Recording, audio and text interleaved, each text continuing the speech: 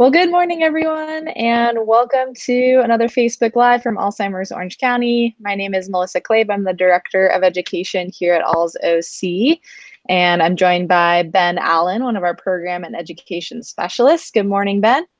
Morning, Melissa. Great to be back. Always. So today, Ben and I are going to be talking about how to adapt when a loved one or a person we know has memory loss. We know there's a lot that we need to adapt to, and it takes years in both of our experiences, I think, as long-term caregivers. And we're going to get into that, but we want to specifically focus today on how we approach our loved ones, because we know that the initial approach can set the stage for the rest of our interaction with our loved one for that time that we're trying to connect and communicate with them. And so we want to kind of break that down today and really talk about our initial approach, especially when we're tired ourselves, we're stressed. We know that this year has not been a walk in the park for anyone, especially caregivers. So I want to dive into that. As always, we want to hear from you. So please talk to us in the comments, questions, comments, whatever it is. We would love to just say hi, let us know you're there.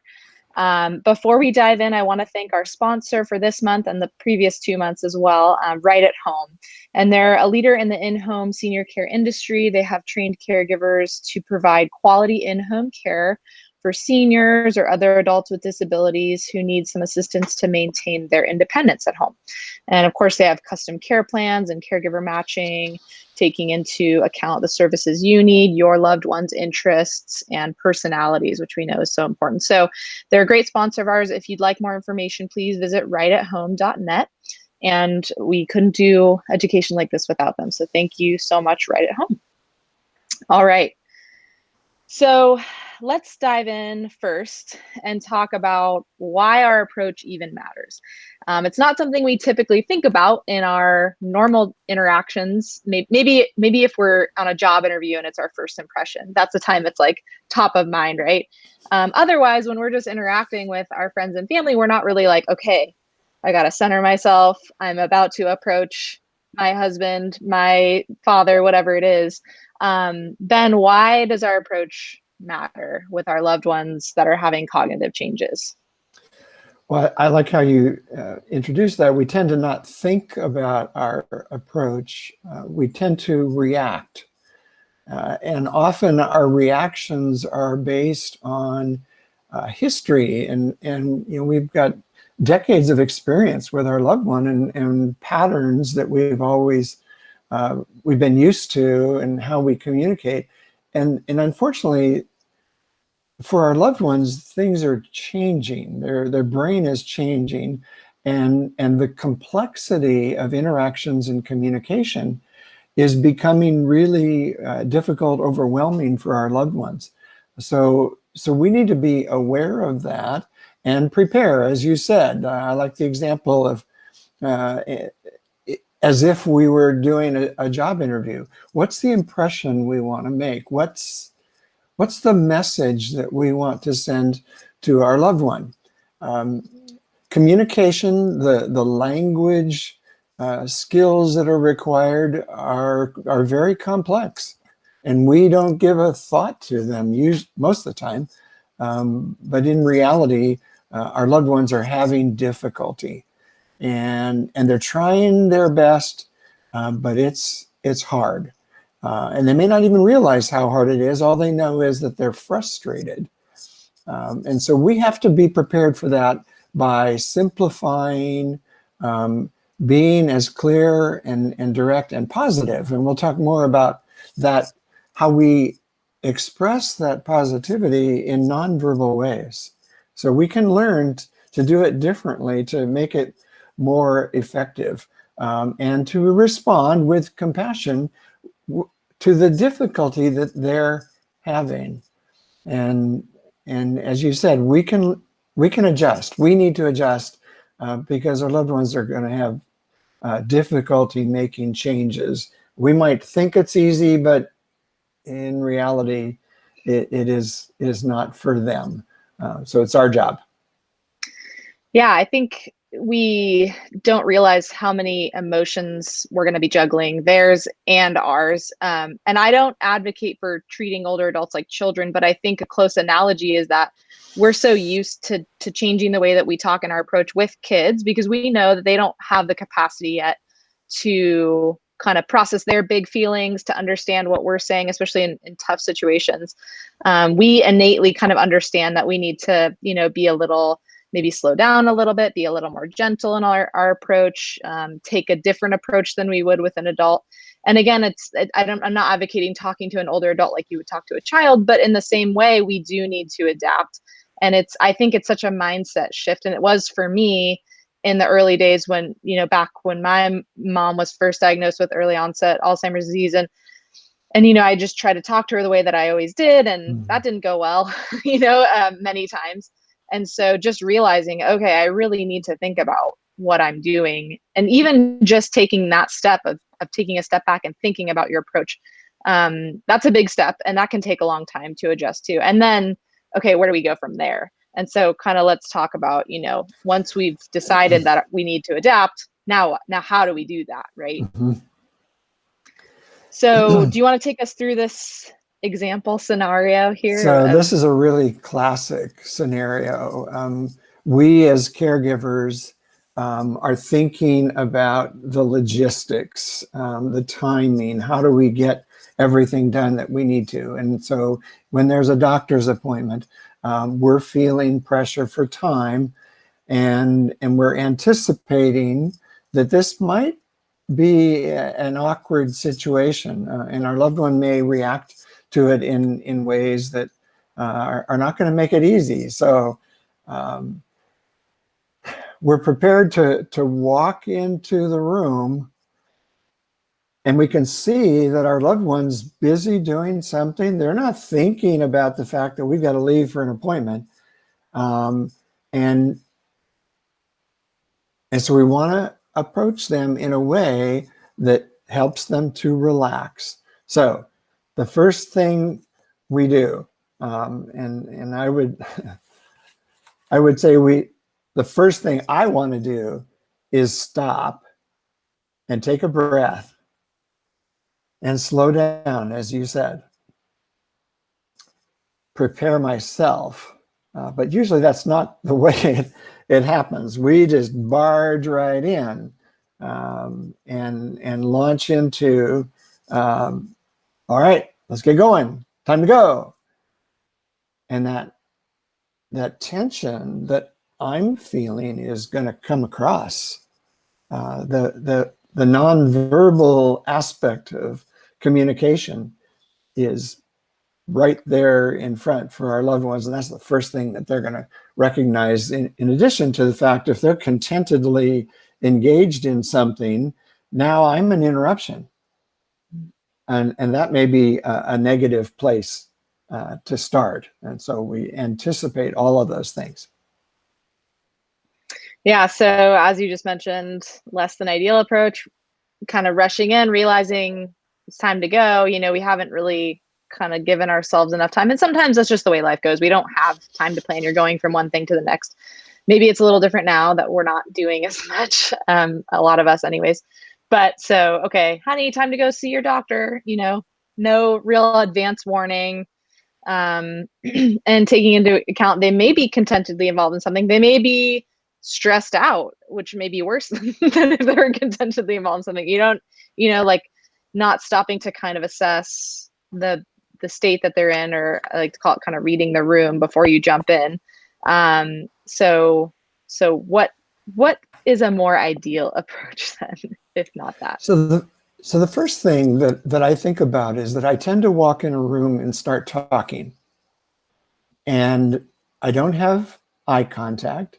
Now, in my wife's case, very often I would walk in and she doesn't hear that I'm there. And so when I start talking, she would be startled. And that's just not a good place to start. So ideally, if she's sitting at a table like I am right now, I want to come in and sit down opposite her, get to her eye level so that she has a full view of me when I start to talk. And I want to wait for her to look up, give me eye contact, and then smile. Start with the nonverbal communicating. Number one, I'm just glad to see you. It might have been 5 minutes since I saw you because I went to brush my teeth. But for our loved ones, time is becoming very imprecise. The awareness of time passing is declining. So the first time she sees me is like a new beginning. And so I want to start that with a smile and then greet her with a bright tone like, hi. And maybe I reach across and touch or hold her hand and then begin. So I've led up to what I'm going to say by setting a tone that's relaxed, that's positive, and there's a connection. Make a connection first. In our workshops on communication, we talk about compassionate communication. Set the tone first. Make it the best opportunity for a connection that we can before we begin speaking and talking about what we're going to do. Yeah, I think sometimes we think such a rush that we don't have time to sit down and make eye contact and make that positive connection. But I would argue, and I'm sure that you would too, a little bit of time up front doing these things can save us a lot more time down the road, whether it's heading out to an appointment, whether it's time for, assisting with bathing or a meal time, whatever it is. Those first few minutes of creating that positive interaction, setting the tone, I think will save us so much more time, and not only save us time, make that interaction just much more positive. And I think just, it's like practice and get into that routine of this is the first we do when we approach our loved one. We try. In my work, there may be days when it's just hard, and no matter what you do, you're just going to encounter some resistance. We all have a bad day. I think even our loved ones are allowed to have bad days. I think, we tend to look at it a little more harshly, unfortunately. But, if we take the time to do that initial interaction more times than not, I think we're setting ourselves up for success and for it to be a positive interaction and to save ourselves a little bit of time from the back and forth battles that we really want to avoid. I mean, at all costs, I would say. So, so we talked a little bit about this, but why does our approach matter? Successful communication depends on many things going right. As you said, it's a complex process. There's a lot that goes into it. So do you want to kind of review some of these? We talked about a little bit, but you want to go in a little more detail? Yeah.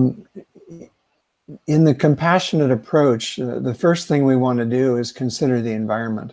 Is this environment a good place to have the connection to ensure that there's a good communication?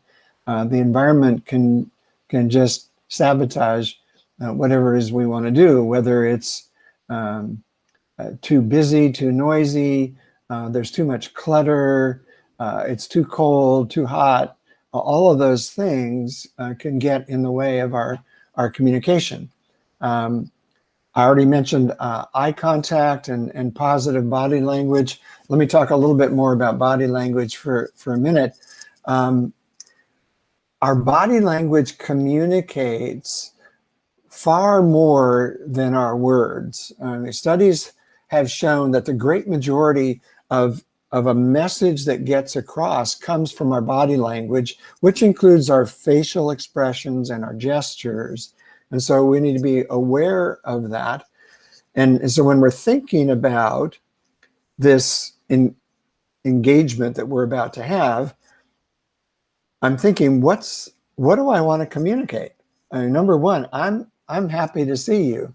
That's a primary message. And so I want to be sitting up straight and smiling and using broad gestures and all of those things to communicate a positive tone. And then I want to keep my words as simple as possible, because one of the challenges with Alzheimer's and other forms of dementia is, and we talk about this a lot, it is so much more than memory. It's every cognitive function. As the disease progresses and the damage to the brain takes place in regions that process language, it's becoming more difficult for our loved ones to understand what we're saying. So we slow down, we use fewer words, we use simpler words, we limit our sentence to one subject. Don't make compound run-on sentences. Keep it simple to give our loved one the best opportunity to receive the message that we hope we are sending. Mm-hmm. Yeah, absolutely. I think that ties in well to, well, okay, let's look at our example scenario again.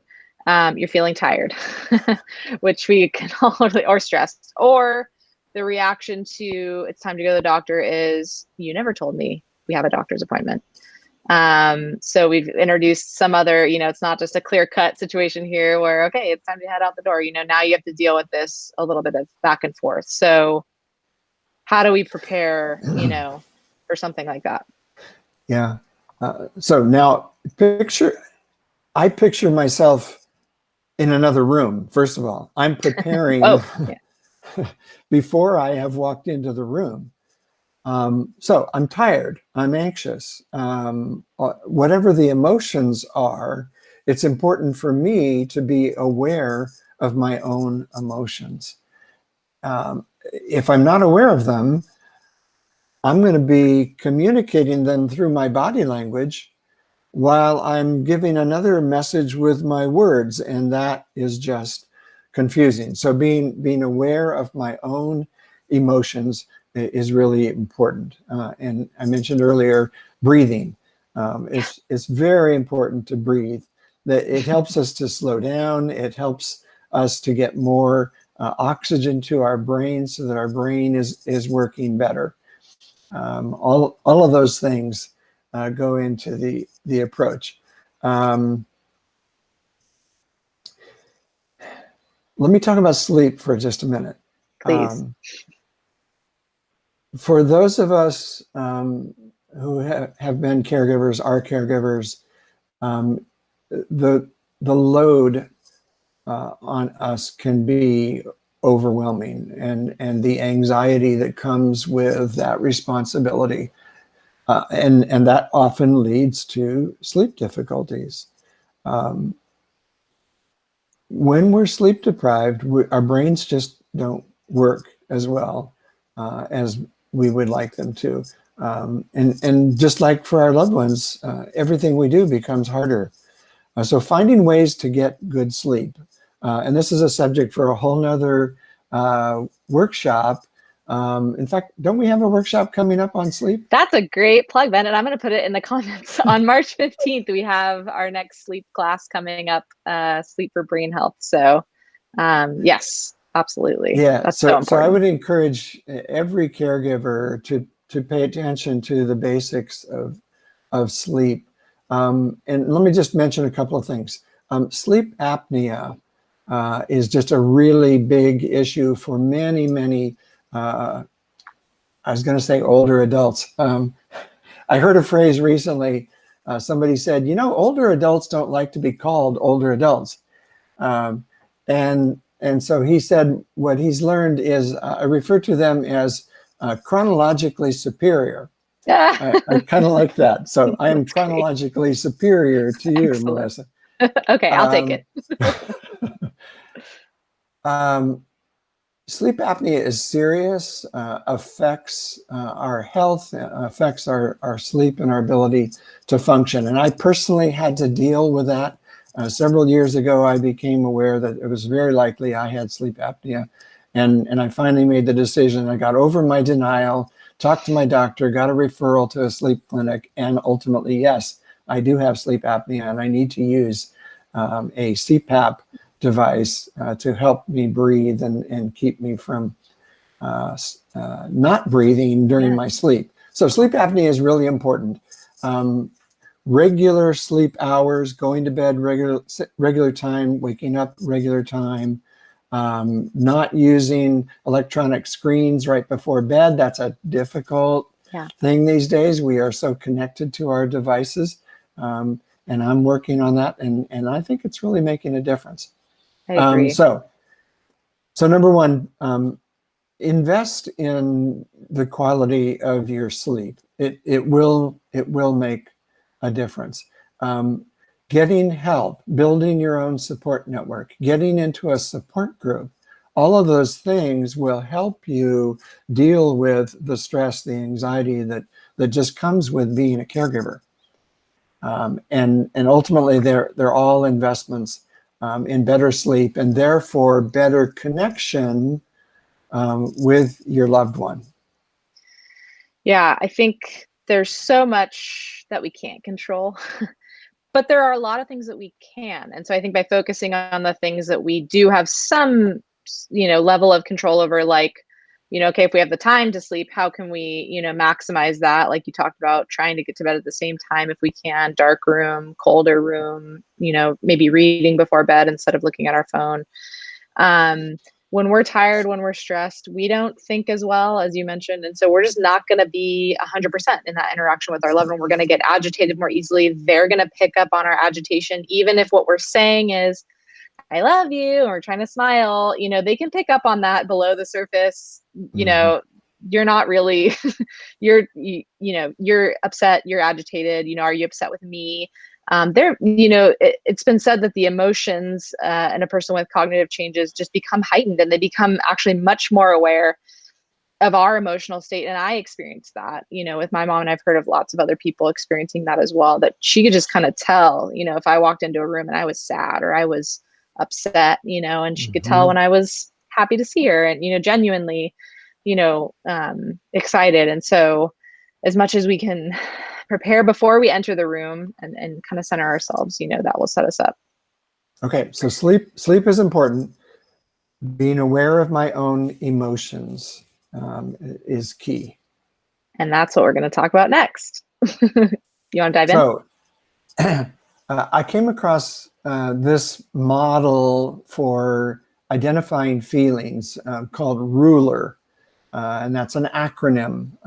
R for recognize your feelings. Just be aware. I may not know what it is I'm feeling, but I am feeling something and it's uncomfortable. So pay attention to that. U for understand. Those feelings are real.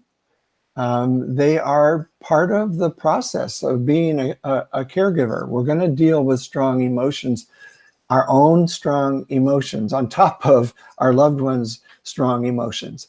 And then label those feelings. What is it? Am I sad? Am I frustrated? Am I angry? All of those are very likely emotions, but label it. Give it a name so that I know what it is I'm dealing with.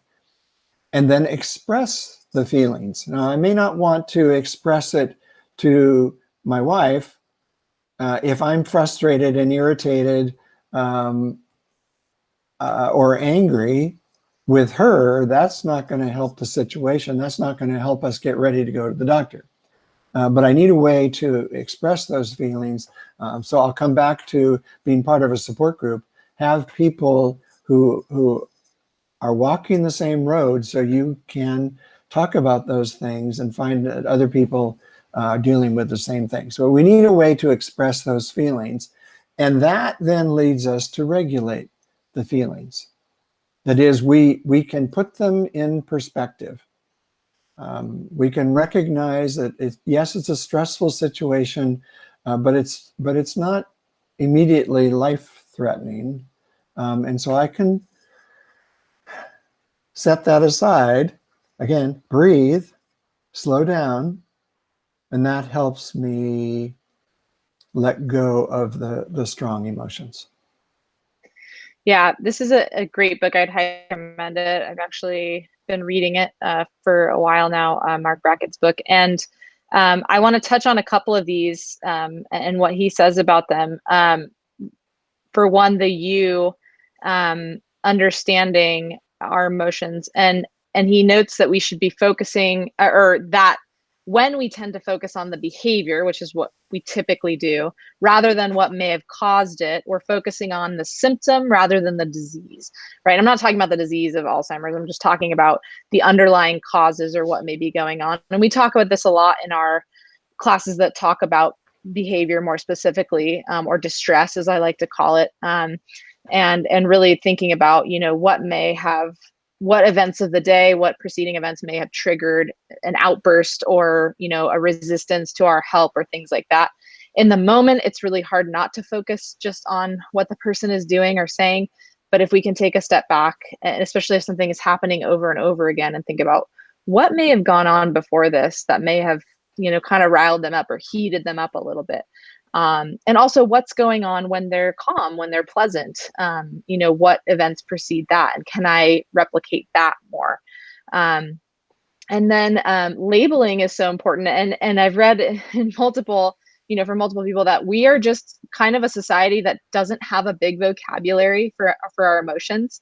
We have like 5 emotions maybe that we can name, when in reality there are dozens and dozens. And so I'd recommend Google like a feelings wheel, or there's charts that have all kinds of emotions, and the closer we can kind of get to what we're really feeling, the better we'll be able to understand it. And maybe we can understand that in our loved one as well. In other classes, we talk about, or you like to talk about, is that anger iceberg. What we see is anger, but underlying that are so many more emotions. Typically, a big one is fear. A lot of times, that or feeling a lack of control. Our loved one may feel they don't have control over their day. They don't have choices. Somebody else is trying, and we are super well intentioned, trying to help them make these choices and help them, assist them with daily tasks. But the way that it may be coming off to them is that I don't have control over my life anymore. People are trying to make decisions for me. And what we see is an outburst. Stay away. I don't need your help. Get out of here. And we think, well, I'm just trying to help, like, why am I receiving this, backlash? And it really takes a little bit of digging to figure out, what's behind those words? What is the feeling behind those words and actions? They may not be able to articulate, hey, I feel a lack of control. I feel a lack of choice, but that's what they're trying to convey by, I don't need your help. Get out of here. You never told me this. So, there's a lot to unpack there, but I think it's important that we, take it one step at a time and think about what they may be feeling. And then of course, regulating is probably the hardest thing that we will do. Dr. Brackett says it's impossible to be in the company of another person and to not be influenced by their emotional state, and vice versa. So just knowing that going into our interactions, be it with our friends and family or our loved ones with cognitive changes, I think just understanding that, okay, they're going to do something, they may say things that impact how I feel, and I need to figure out how to kind of regulate my emotions in the moment. So I love this tool. I think it's great. It's a great one to think about, especially for care partners. So anything else you want to add on this, Ben, before we move on? Just briefly, I could go on and on about this, Yeah. but it's grief on the part of the caregiver. So often what we're feeling is grief. We're grieving the losses that we are experiencing in the relationship. And so recognizing that grief for me has been very helpful, to distinguish that between sadness or anger. In the example of the iceberg, it very well may be that underlying that anger really is grief. Yeah. And I have found so much benefit from being in a support group and talking with other people, and coming to understand that grief is part of the process. is painful, but we can process it, especially with other people, and then that leads to regulating and accepting it. Yeah, I think that's such an important point that we haven't touched on yet, that grief, and it's a unique type of grief. We haven't lost our loved one. They're still with us, but we're losing aspects of them that we knew, that we've always known. And so it's this, I've heard it termed as ambiguous loss. We can't put our finger on Mhm. what's going on. It's not maybe as clear cut as just, a loved one was here and now they're not.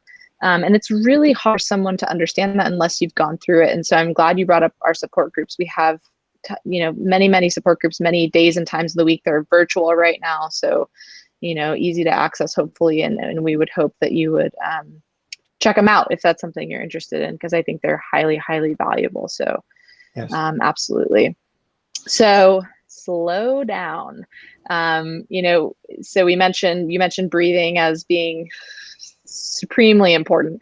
Breathing changes our physiology. It literally can slow down our heart rate, our blood pressure, calm us down to a state where we can think more clearly. You've talked about body language. Let's talk a little bit more about observing their language and facial expressions and picking up on that. Do you want to talk a little bit Sure. about that?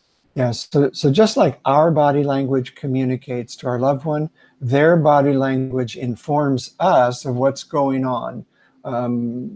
It may be just watching their focus. What are they looking at, that we can discern what they're trying to do.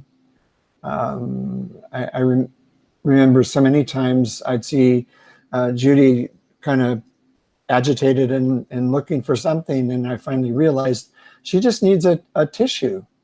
And for me to have tissue handy, so I could give it to her, would then help her to settle down. So I need to be observant. I need to be Sherlock Holmes. Observe, think about what does that mean, and then test it. See if I'm right. I may not be the first time, but the more I do it, the better I get. And then respond to what I believe is happening rather than just reacting out of irritation, just being short fused, but in a thoughtful way, respond to my loved one. And that's just part of the compassionate process. Yeah, I think just taking that, split second or a few moments to just read the room. Like you say, you'll walk into a room, and before you walk up to Judy, you'll try to assess, is she having a good day? Is she having a bad day? Is she up? Is she down? And kind of trying to match that, match your body language to hers. If she's kind of down, not necessarily bouncing in and, but rather taking a moment to acknowledge and kind of validate her feelings. And or if she's joyous and energetic, then you can kind of match that a little bit more. And, I think it makes a big difference to do that. And I would add, do that rather than asking, how are you?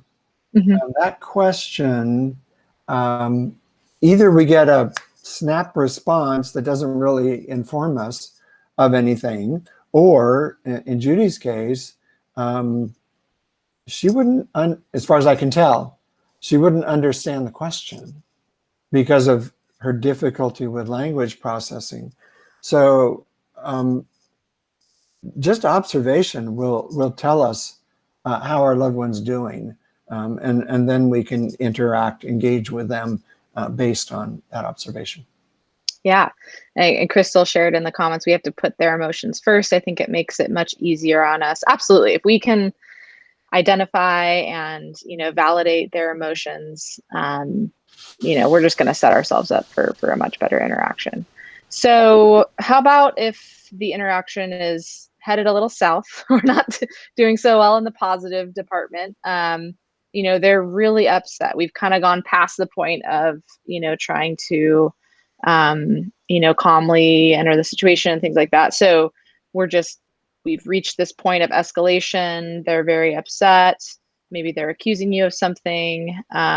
They're just kind of, running hot, running high. So what do we do in those types of So the situations? first thing is what we don't do, and that's we don't respond the same way. Right. With the same volume or intensity or facial expressions. Breathe, slow down, take your time before you respond. Make sure all the things we've talked about before. Sit down, be at eye level, have facial contact. Breathe again, smile, and then address that, whatever the emotion is, acknowledge that emotion as real. And as we say, assess for safety. If things are really potentially a physically aggressive situation, we need to be aware of that. But for the most part, they're not. It's emotional. Say something that speaks to the emotion. Yeah. I can see you're really, really upset. Mm-hmm. And I may need to apologize. It may be something I've done, or she thinks I've done. Whatever it is, I can accept that. It may not be real, but I can apologize for it anyway. An apology will go a long way to settling, diffusing the situation. It's hard. We say don't take things personally, and I think for me that was the hardest thing to learn, to accept and receive that blame, in some cases hostility, knowing that I didn't do that. Yeah. But it's not going to help to deny what she's saying. So listen, breathe, take your time, acknowledge it, and apologize. Yeah. And until we do that, we're not going to be able to move on. We're never going to get to that doctor appointment unless we first address those emotions and make sure that our loved one feels that they've been heard. Right. So I don't want to deny or diminish, dismiss her emotions. That's not going to help. They may be irrational from my perspective, doesn't matter. Emotions are not rational, but whatever she feels is real for her. And so I need to accept that, whether apologies necessary or not. She needs to feel that she's been heard, number one. Now, if nothing works and the situation's escalating and it may become physical, I may need to step out. I may need to leave the room. Of course, I don't want to stomp out and slam the door. That's not going to help to diffuse the situation. So I may need to say something. I always use this example. Hold on a minute. I need to move the laundry. And I go out to the laundry room and all I do is stand there and breathe or cry.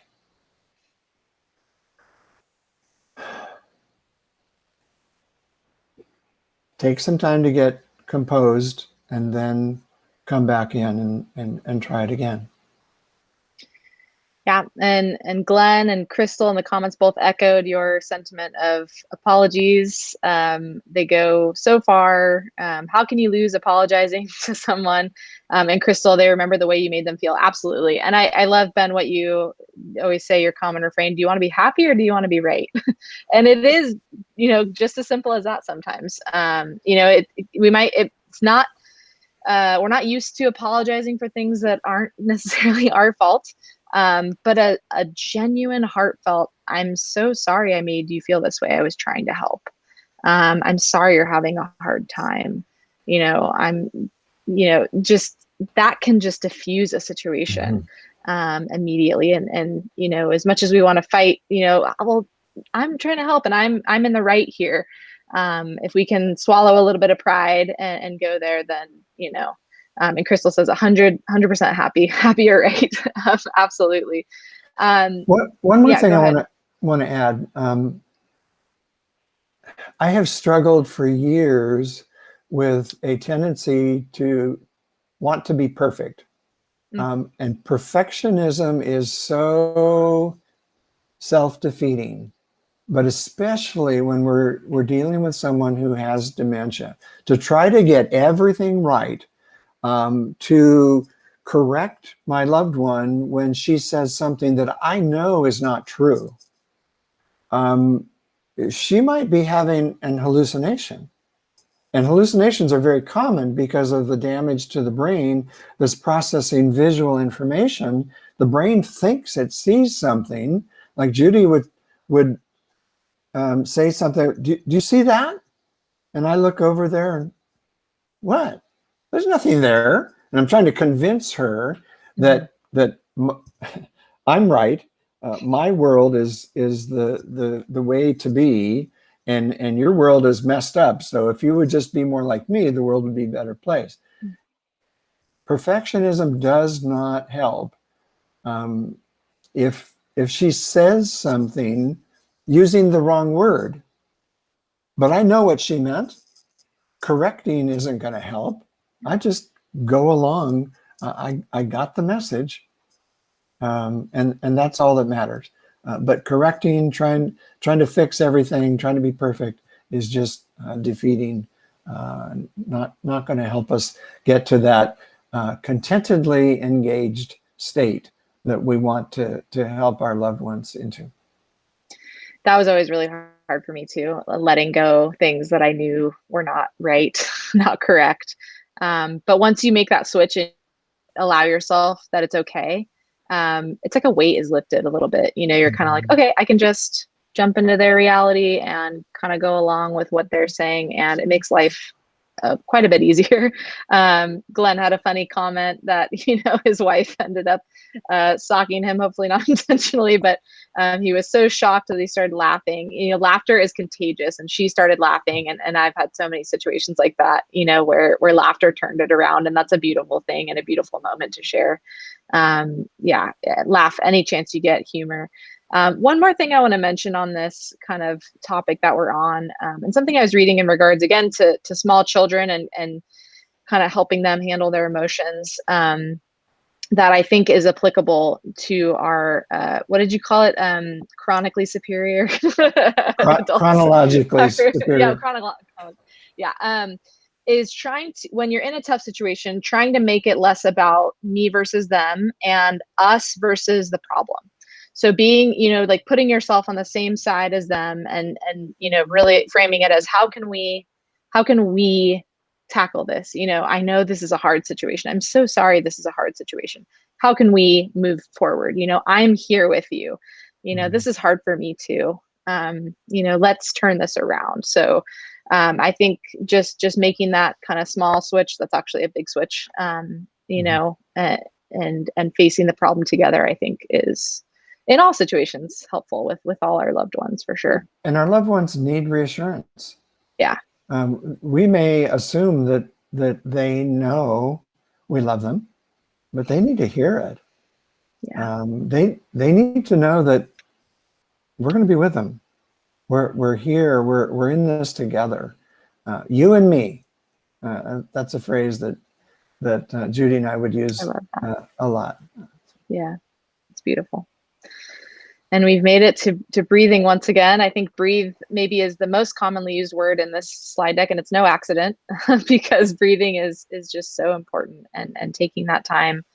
Whether you're in a stressful situation, I think it's most important then, but even if you just have a few minutes to yourself, taking that deep breath in for 3 or 4 seconds, holding it for, 3 or 4 seconds, and then slowly letting it out. It's amazing how that can change just give you, it's like a reset button. We don't have a reset button, but I think this is the closest thing.